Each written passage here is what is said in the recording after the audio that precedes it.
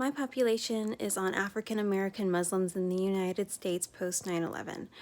The reason I chose this paper is because I don't know a lot about the Muslim community. I don't know much about the Nation of Islam, but I did want to pin African Americans onto the religious part of the paper because I don't know much about African American Muslims, and I thought it was a very interesting topic. So one of the things I found out about Islam is that, or African Americans in Islam, is that they've had groups, they've had about a couple missionaries well back into the 60s. There's been a dozen groups located in the 60s, so they've been around for a while. So it's nothing new. It's nothing that has just happened over the few years. African Americans have been practicing the religion for many, many years. So the reason why I wanted to focus on African Americans is because, and not just Islam, is because they're two very targeted minorities. They're often stereotyped as being dangerous and being thugs and violent, when it's the exact opposite. It's the fear of them being violent means that they're more likely to have violence performed on them.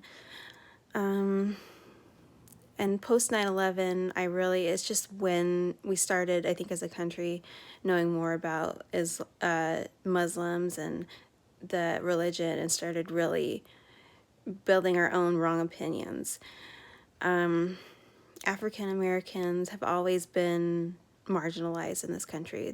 That's what our country's been founded on. We've often put their work for advantage. I mean, slaves basically helped form this country when it was first born, and right now, at this moment, the biggest news story right now is the wrongful death of an African American by a white cop, and we are now looking at how the country is reacting to it. So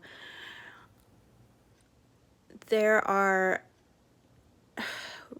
still so many issues with stereotypes of African Americans.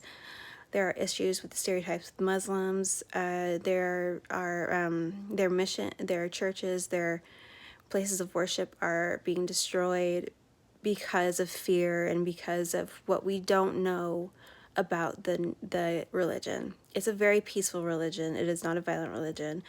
After the 9/11 attacks, many religious leaders in the Muslim groups condemned the terrorists because that is not what their religion is based on.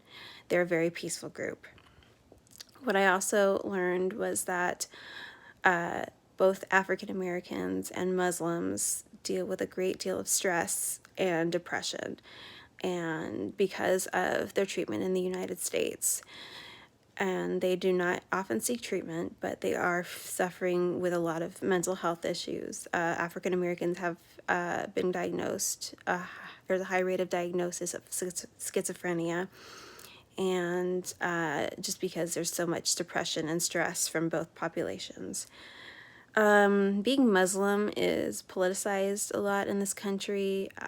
It's usually many presidents have visited Muslim leaders and Muslim groups in the United States for many, many years, and have not had an issue until recently. So our current president has basically not helped. I don't mean to get political, but he has not helped with the radicalization image of Muslims. So we just need to open our minds and learn about people who are different from us, and understand that just because they're different from us doesn't mean that they should be treated violently. Thank you.